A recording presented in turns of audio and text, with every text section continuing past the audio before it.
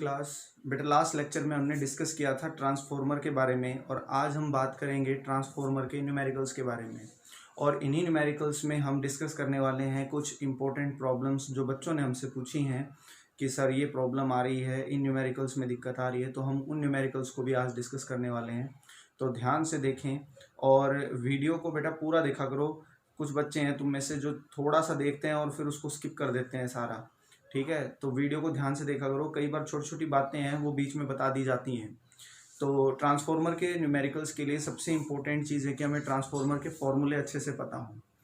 तो हमारे पास जो ट्रांसफॉर्मर का हमारे पास जो कॉन्सेप्ट था उसमें हमने 2-3 बातें निकाली थी कि इनपुट और आउटपुट जो इंड्यूस्ड ईएमएफ है, हमारे पास जो ईएमएफ है इनपुट और आउटपुट मींस प्राइमरी और सेकेंडरी कॉइल के अक्रॉस, उसमें हमारे पास जो रिजल्ट आए थे उसमें आया था कि ई एस अपॉन में ई पी। ई एस का मतलब E M F in secondary coil, E P का मतलब E M F in primary coil, N S और N P are the number of turns in secondary and primary coil and K represent the transformer ratio, और ये एक दूसरे के बराबर होते हैं।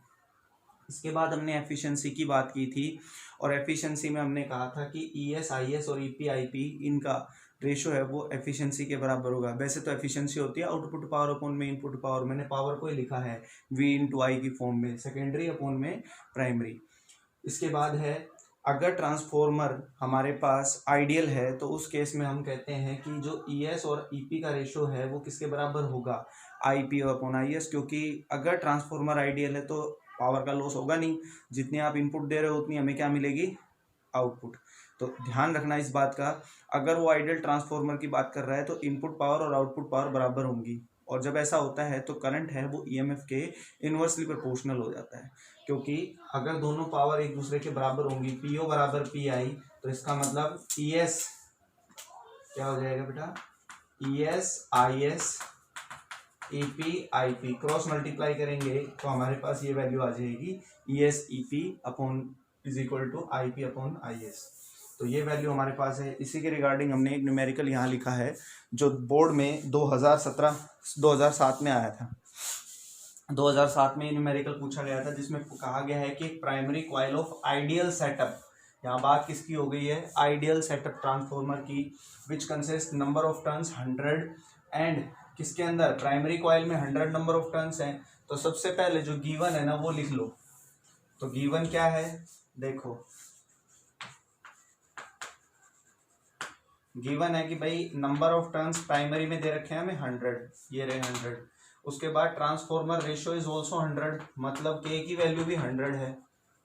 उसके बाद ये कह रहा है कि इनपुट वोल्टेज और इनपुट पावर है ये, इसका मतलब इनपुट वोल्टेज का मतलब ईपी, ईपी कितना दे रखा है हमें 220 वोल्ट, और इनपुट पावर का मतलब P I that is equal to 1100 watt. Calculate the number of turns in secondary, हमें निकालना क्या है, एक तो हमें एन एस निकालना है, एक हमें ई एस निकालना है, एक हमें I P current in primary, voltage in secondary, यही लिखा है बेटा, ये चीज़ें हमें निकालनी है, और एक पावर इन सेकेंडरी मतलब पी ओ। ये चार चीज़ें हमें इसमें निकालनी हैं और ये क्वेश्चन बोर्ड में 2007 में पूछा गया था। तो इन चार चीज़ों को कैसे निकालेंगे, इन तीन न्यूमेरिकल्स के, इन तीन फॉर्मूलों के अलावा और कोई फॉर्मूला इन न्यूमेरिकल्स में यूज़ होगा नहीं। तो बहुत सिंपल और स्ट्रेट न्यूमेरिकल्स पूछे जाते हैं ट्रांसफॉर्मर पर, तो थोड़ा सा ध्यान देंगे तो ये चीज़ एकदम क्लियर हो जाएगी। ध्यान से देखो, तो सबसे पहले मुझे जो गिवन है ना उसका यूज़ हमें यहाँ करना है और देखना है कि मुझे क्या क्या दिया हुआ है।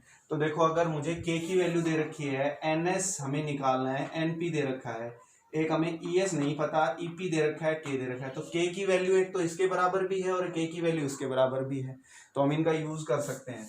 तो फर्स्ट पॉइंट में हम देख सकते हैं के बराबर ई एस अपॉन में ई पी, तो यहाँ से क्या आ जाए, और एक हमारे पास है के बराबर N S upon N P, अलग अलग लिख लिया मैंने इनको। तो क्योंकि एक तो मुझे एन एस चाहिए और एक मुझे ई एस चाहिए, और गिवन है ई पी और एन पी। ई पी कितना दे रखा है 220 वोल्ट और एन पी दे रखा है 1100, तो देखो निकालेंगे, और के की वैल्यू 100 है तो क्या आ जाएगा बेटा 100, इसका यूज करेंगे, 100 is equal to E S upon में ई पी की वैल्यू कितनी है 220, तो ई एस कितना आ गया बेटा 22,000 आ गया। और बात इसने कौन से ट्रांसफॉर्मर की थी, स्टेप अप की। स्टेप अप ट्रांसफॉर्मर में ऑब्वियस सी बात है कि जितना आप इनपुट कर रहे हो आउटपुट उससे बढ़ा हुआ मिलना चाहिए। इनपुट आपने 220 की, आउटपुट कितना मिल गया, 22,000। तो इसका मतलब हम सही ट्रैक पर जा रहे हैं। के की वैल्यू 100 है, एन एस की वैल्यू हमें नहीं पता, निकालनी है। एन पी 100 दे रखा है, तो यहाँ से एन एस कितना आ गया बेटा हमारे पास, 10,000 आ गया। ये नंबर ऑफ टर्न्स हो गई। दूसरा इसने कहा कि भाई आईपी निकालो और पीओ निकालो। अब आईपी कैसे निकालेंगे, इसने एक चीज हमें दी है यहाँ, इनपुट पावर। और इनपुट पावर किसके बराबर होती है, इनपुट पावर पी आई का मतलब होता है V into I, that means E P into I P. भाई इनपुट पावर का मतलब यही होगा, और आउटपुट पावर का मतलब क्या होगा, पीओ बराबर ई एस आई एस, यही होगा ना।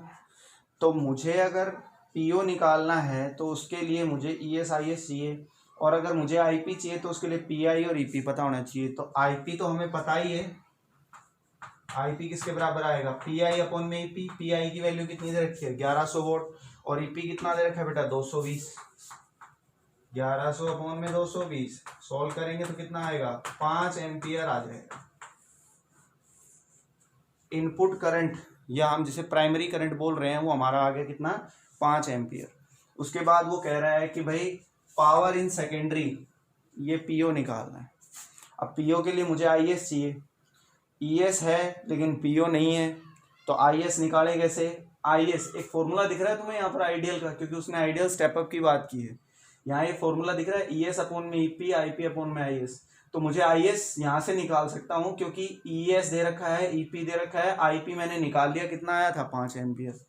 तो इसका अगर मैं यूज करूँ तो क्या आ जाएगा, देखो ई S I S, sorry E S EP, I P upon में आई एस। तो ई एस कितना है, 22,000, ये 220, ये 5 और ये आई एस।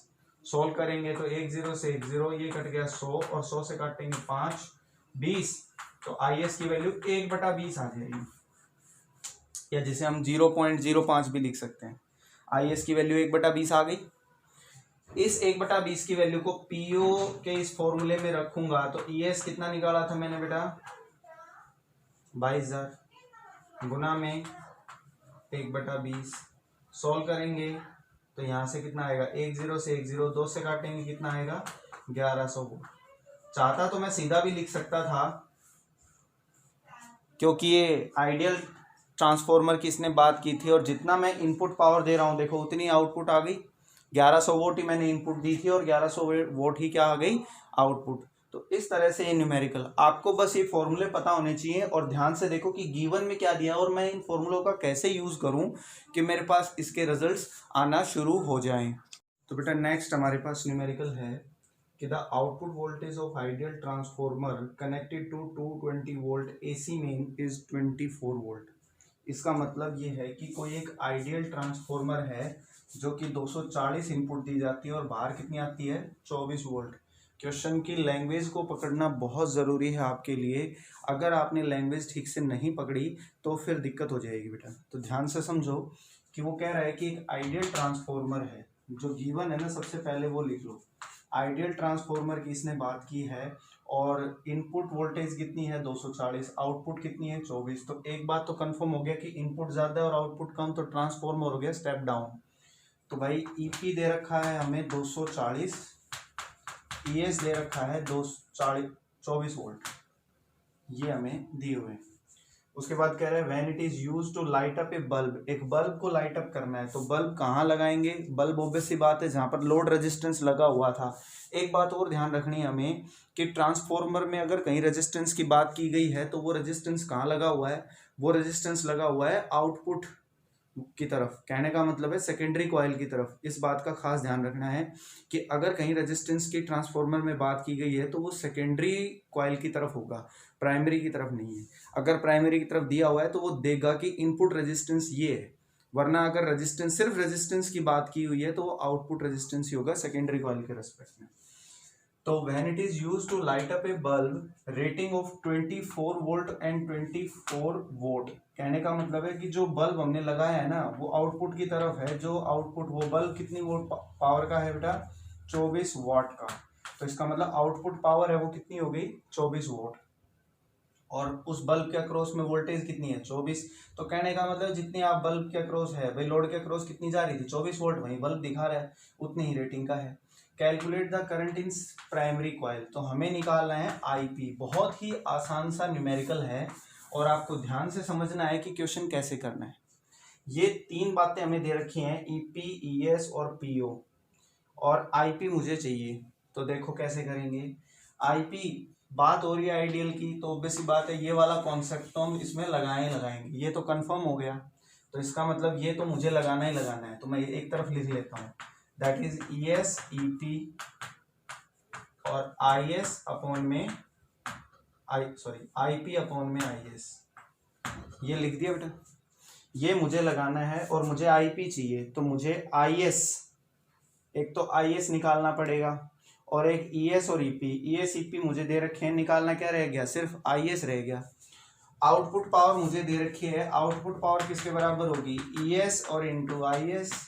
आउटपुट पावर कितनी है, 24। ईएस की वैल्यू कितनी है, 24, और इंटू में आईएस। 24 से 24 कट गया तो आईएस की वैल्यू कितनी आ गई, 1 एम्पियर आ गई बेटा। ये आ गया हमारे पास 1 एम्पियर।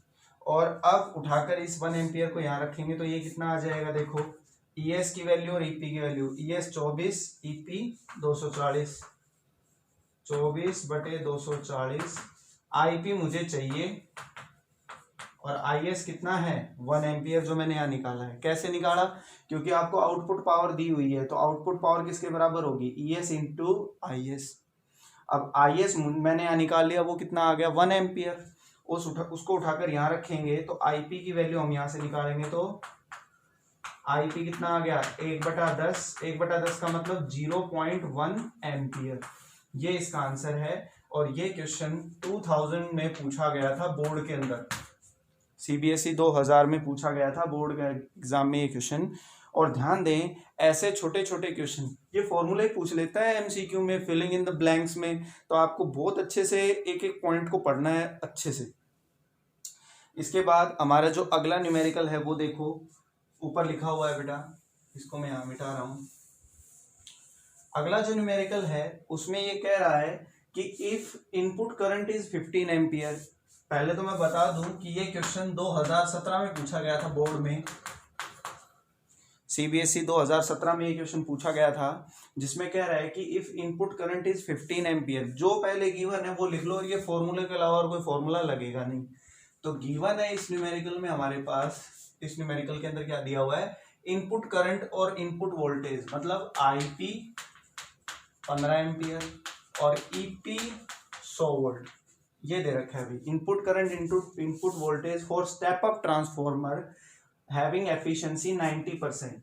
एफिशिएंसी हमें दे रखी है 90%। लो जी 90% हमने लिख दी यहाँ पर, एफिशिएंसी 90% है। Find out power, output power end voltage in secondary coil if the output current is 3 ampere. अगर आउटपुट करंट 3 एम्पियर है, दैट मीन्स आईएस है वो 3 एम्पियर है, तो दो चीजें बताओ, एक तो पीओ निकालना है और दूसरा हमें ईएस निकालना है। ये दो बातें इसने पूछी हैं। बोर्ड एग्जाम 2017 में ये क्वेश्चन पूछा गया था कि अगर एक स्टेप अप ट्रांसफॉर्मर के अंदर इनपुट करंट और इनपुट पावर, अगर ये इनपुट करंट और इनपुट वोल्टेज अगर ये हैं और एफिशिएंसी इतनी है, तो ये बताओ आउटपुट वोल्टेज और आउटपुट पावर कितनी होगी अगर सेकेंडरी कॉइल में, या आउटपुट करंट हमारे पास कितना है, 3 एम्पियर। तो जैसा हमने जैसा गिवन था वो मैंने लिख दिया यहाँ पर। एक बात तो कंफर्म है कि एफिशिएंसी अगर दी है तो एफिशिएंसी का फॉर्मूला यूज होगा ही होगा। तो एफिशिएंसी का फॉर्मूला हमारे पास क्या होता है, ES IS EP IP. Efficiency 90%, percent को सोल्व करो, 90/100 लिख सकते हैं इसको। ईएस और आईएस हमें दे रखा है बेटा, ईएस कितना है नहीं पता, निकालना है। आईएस कितना है, 3 एम्पियर गुणा में 3। ईपी कितना है 100 और आईपी कितना है 15। सोल्व कर दें, 3 से काट दो 15, 100 से 100 कट गया और कुछ कट रहा है, तो ES की वैल्यू कितनी आ गई बेटा, 450 वोल्ट आ गई। कितना दे रहे थे इनपुट, 100, आउटपुट वोल्टेज कितनी आई है, 450। इसका मतलब ये बात तो कंफर्म है कि ये स्टेप अप है और हम सही ट्रैक पर चल रहे हैं। इसके बाद हमारे पास जो अगला पॉइंट है उसने कहा आउटपुट पावर निकालो, तो आउटपुट पावर किसके बराबर होती है, ES इंटू IS। ES की वैल्यू कितनी निकाली मैंने, 450, और IS कितना निकाला बेटा, हमारे पास कितना दे रखा है, 3, मल्टीप्लाई करेंगे तो कितना आ जाएगा आउटपुट पावर, PO बराबर 0, 5, 12 और 1 1350 वोल्ट इसका आंसर आ गया। तो इस तरह से हमें ये क्वेश्चंस करने हैं, जैसा बोला गया है आपको बस वो ट्रैक फॉलो करना है, फॉर्मूले आपके दिमाग में होने चाहिए और फटाफट ये आप आंसर निकाल सकते हो। इसके बाद जो अगला न्यूमेरिकल है वो देखो, ये क्वेश्चन 2008 में पूछा गया था बोर्ड एग्जाम में, बहुत आसान सा क्वेश्चन है। ये मैंने इसलिए रखा है क्योंकि इसमें एक छोटी सी डिफरेंस है, सभी न्यूमेरिकल लगभग एक जैसे ही हैं, ट्रांसफॉर्मर में कोई ज़्यादा डिफरेंस नहीं है, फिर भी ये न्यूमेरिकल थोड़ा सा यूनिक है क्योंकि इस न्यूमेरिकल में वो कह रहा है कि how much current drawn by primary coil of the transformer with step down 220 volt to 22 volt. इसका मतलब आप एक स्टेप डाउन ट्रांसफॉर्मर की बात कर रहे हो और 220 से 22 वोल्ट हो जाता है। इसका मतलब गिवन जो हमें दे रखा है उसमें वो EP दे रखा है 220 और ES दे रखा है बेटा 22, हो गया। ये कह रहा है ऑपरेट हो रहा है with a device of impedance 220 ओम। इसका मतलब मैंने बताया था ना कि अगर ट्रांसफॉर्मर के न्यूमेरिकल में कहीं रेजिस्टेंस की बात हो रही है या लोड की बात हो रही है तो वो सेकेंडरी कॉइल की तरफ है। इसका मतलब जो ये रेजिस्टेंस हमें या इम्पीडेंस हमें दिया है ट्रांसफॉर्मर में, ये दरअसल किसके अक्रॉस है, सेकेंडरी कॉइल के अक्रॉस। दैट मीन्स RS है वो 220 ओम है। और अब ये कह रहा है कि how much current drawn in primary coil, primary coil में करंट बताओ कितना होगा। तो प्राइमरी कॉइल में करंट बताओ कितना होगा, दैट मीन्स हमें IP निकालना है कि ये क्वेश्चन कैसे होगा।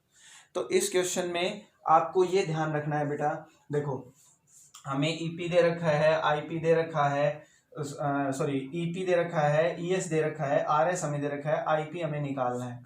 तो सबसे पहले तो भाई हमें रेजिस्टेंस दे रखा है, आउटपुट रेजिस्टेंस, आउटपुट के अक्रॉस रेजिस्टेंस हमें दे रखा है, आउटपुट की वोल्टेज हमें दे रखी है, तो हम आउटपुट के अक्रॉस करंट निकाल सकते हैं या नहीं निकाल सकते। आउटपुट के अक्रॉस हम अगर करंट निकालना चाहें तो वो कैसे निकालेंगे, तो देखो जरा ओम्स लॉ लगा दो, simple Ohm's law. Ohm's law secondary के अक्रॉस लगाओगे तो वो क्या आएगा, IS is equal to ES upon में RS। तो हमारे पास सेकेंडरी कॉइल के अक्रॉस करंट है वो आ जाएगा।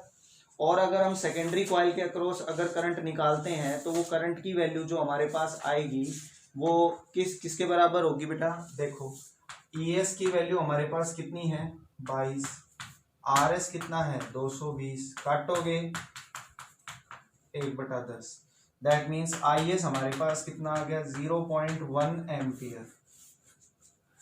0.1 एम्पियर हमारे पास जो करंट आया है वो आउटपुट करंट आया है। क्यों, क्योंकि हमें रेजिस्टेंस दे रखा था आउटपुट, मुझे चाहिए IP की वैल्यू। EP दे रखा है, ES दे रखा है, EP है, ES है, IP निकालना है, तो बच गया क्या हमारे पास, IS निकालना रह गया था।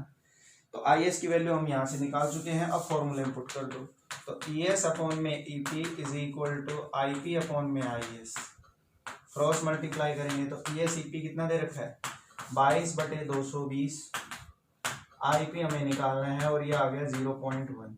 सॉल्व करेंगे 1/10 और ये उधर जाएगा तो 10 100, IP की वैल्यू कितनी आ गई 100 एम्पियर। भाई यहाँ से 10 है, ऊपर भी 1/10 हो जाएगा तो 10 × 10, नहीं सॉरी उल्टा लिख दिया, IP बराबर 1/10 1/100 आ गया, that is equal to 0.01 ampere. Cross multiply करेंगे तो ये आ जाएगा 0.01 एम्पियर, ये आपका आंसर है। तो ये हमारे पास कुछ क्वेश्चंस थे।